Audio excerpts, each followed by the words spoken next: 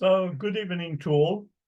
I'm the Reverend Frank Gelli. I'm a priest in the Anglican Church, the Church of England. I'm based in London. I served various parishes, and one was in Ankara in Turkey, the British Embassy. But so I have been asked to speak about Jerusalem, the meaning of Jerusalem from a Christian point of view. But of course, I'm also open to considering its importance for the great religions like Islam and indeed Judaism. So Jerusalem, why is Jerusalem important to us Christians?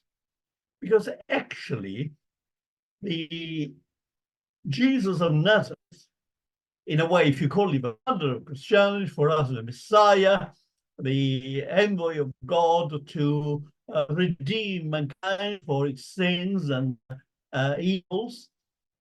Jesus of Nazareth is the only great leader of a three monotheistic religion. He walked the streets of Jerusalem. He walked around Jerusalem. He came to Jerusalem to fulfill his mission.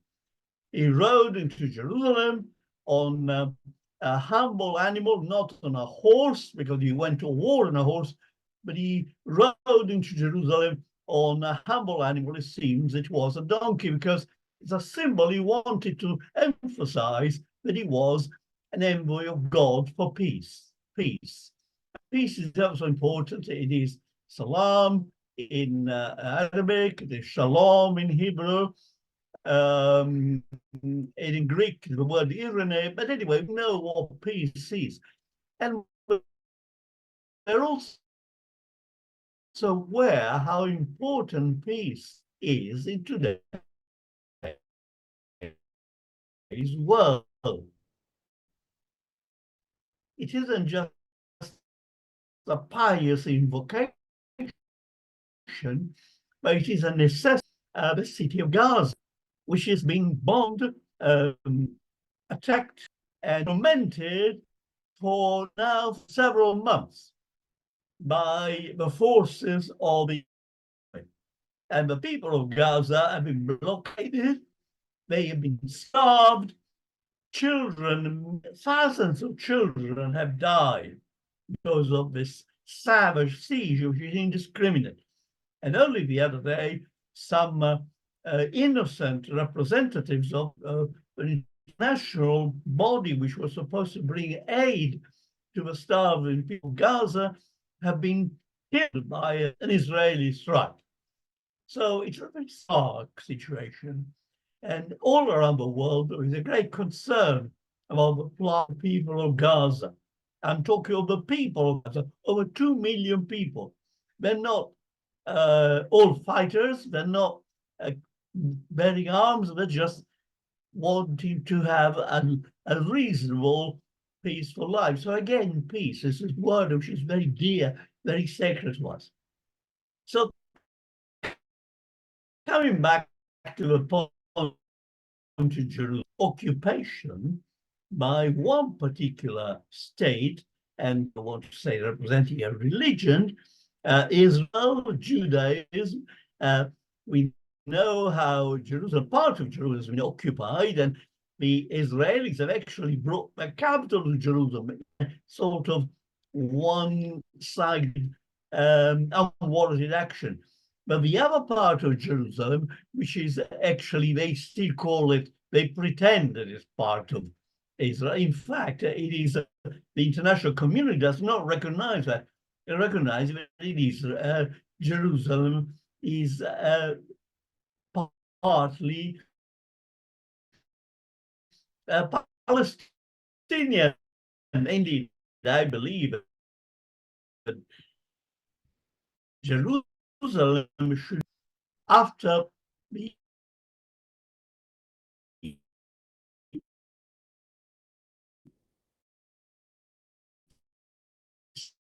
Second World War, the Vatican put forward the intention was to have Jerusalem by the United Nations on behalf of the three great religions.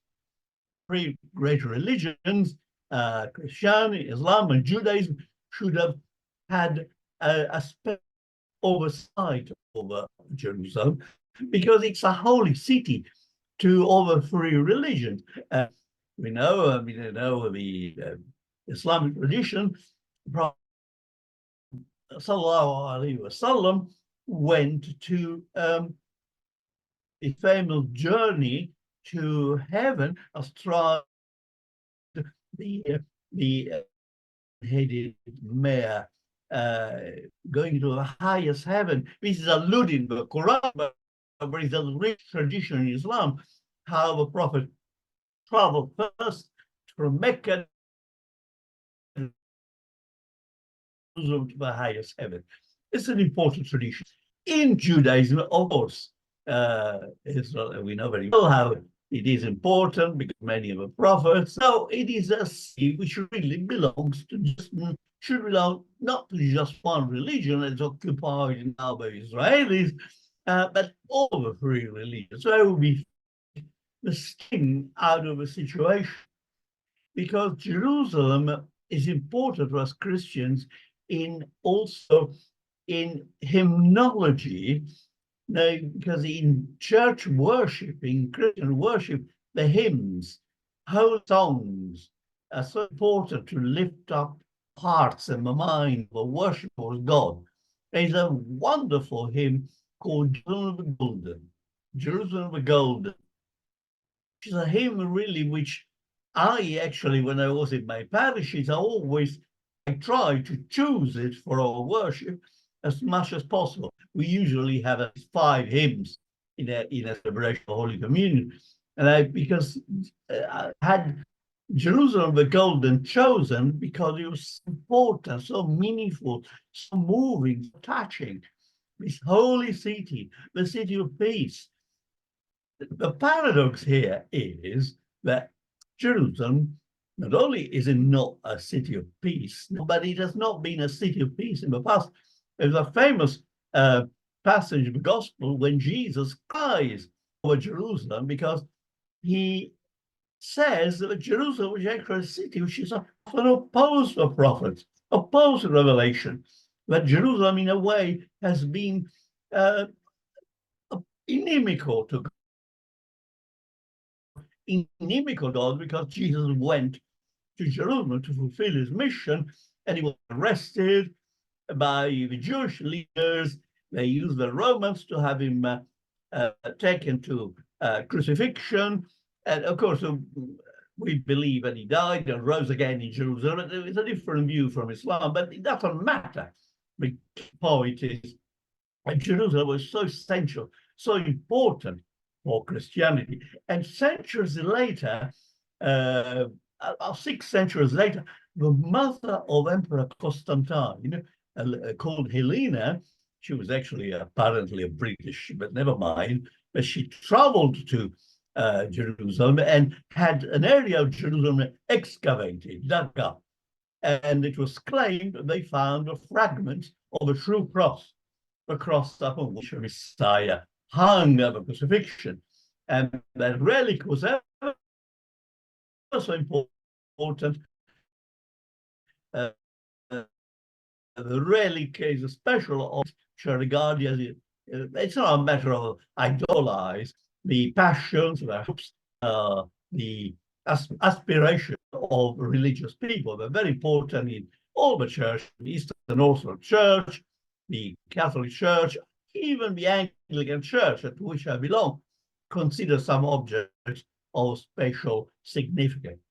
So fragments of a true cross were regarded as of great importance for Christians. Now, historically, they were dispersed, but it doesn't get to the point how Jerusalem is so important in the spirituality of a Christian, in the minds, the hearts. But I've already paradox. Why is it Jerusalem, the city of peace? The city of peace, actually in the past, has been subject to so much bloodshed. There was tyranny. Some of the kings of ancient Israel apostatized. They worshipped idols. And, eventually Jerusalem was besieged and taken by Babylonians, and there were people who drafted away into exile. But let's come back to more recent by the state of Israel, which is asserting its unlawful authority over the whole city of Jerusalem and declared Jerusalem the capital of the state of Israel. When Donald Trump was president of the United States, he backed he actually had the embassy of the United States taken from symbolized when he was in agreement with this Zionist project. So an ideology, and was also partly religious, which claims that the Jews have a special right to be in the Holy Land. Now, I'm not going into the details of that, but I say the Holy Land, only because for us Christians, blessed by the presence of Jesus of Nazareth, Messiah, the Holy Land belongs to all the three great religions, which should, even if, of course, after many years of Israeli occupation, Christians today are few and far between in Jerusalem. It's a tragedy. I believe Israelis have done it. I also should mention that a great friend of mine was an archbishop of Jerusalem, a military archbishop, who was, he had an Italian name, but he was actually a Palestinian. And he was, whom I knew personally, I met him in Rome. He was arrested by the Israelis and imprisoned by the Israelis because he had backed the Palestinian cause. And he was a wonderful man. And for me, Monsignor Hilario Capucci, he was Archbishop of Jerusalem from a Melkite church, a small Arabic church in communion with the Catholic Church. He looked like an Orthodox, a long special headdress typical of the Orthodox clergy. And he fought indomitably for Palestine. He fought so much that the Israelis accused him of having smuggled weapons on behalf of PLO to in Palestine. He was in prison, and later on, when he was nearly 80, he was also on the ship, Marmara ship, which tried to breach the Gaza blockade. He gained the Israelis arrested him and imprisoned him, but the Vatican had him released. And I met, he was an old man, but he said to me, Father Frank, God willing, Palestine, Jerusalem will be free, and we shall meet again in the free Palestine. Now, not being the will of God that should have happened during his lifetime, because he died at his old age, but in God willing, I think I'll meet him again in heaven, and we shall be rejoicing in the notion of Palestine, and they shall be free. Signor Hilario Capucci, never forget this name, a great, inimitable Christian fighter for a cause. Now, the question here is which means are we used to assert the freedom of Jerusalem, the holiness of Jerusalem? I, as a Christian, have a preference for non-violent means. I think about more in line with the Christian message of peace. What resistance to oppression is like. It is maybe a moral duty to resist in ways which can be forceful. St. Thomas Aquinas, Christianity of the Middle Ages, said when a regime, a government is tyrannical, is oppressive, there is a duty to not only to oppose it, but rise up against it. He wrote an article, an assertion, theological assertion that resistance to oppression more duty.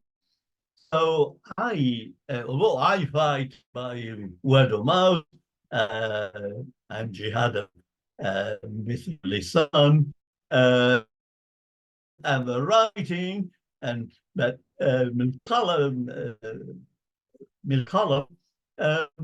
I consider, I know that the resistance is necessary. We saw from examples Africa, Nelson Mandela, who how an unjust regime, the regime of apartheid, today it was the right way to do, even if it meant using force. Now, in the case of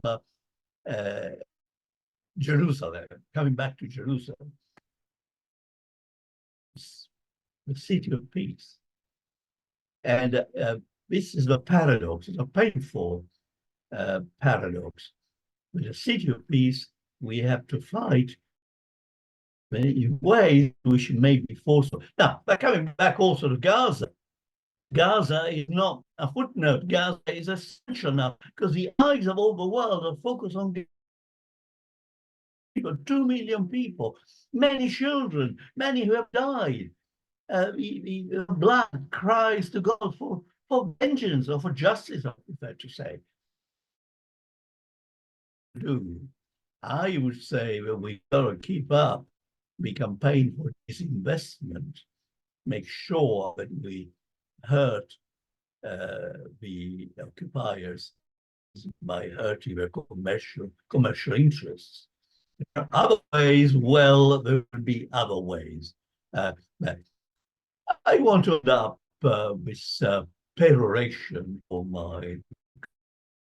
by thanking you all for the work you do for Palestine, for Gaza, for Jerusalem.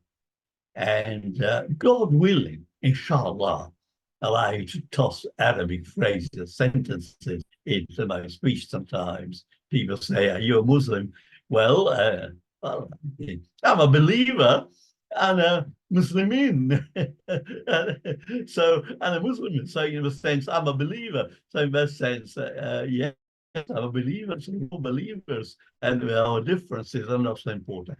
But one fight which have in common, the fight for Palestine, the fight for Jerusalem, the fight for Gaza.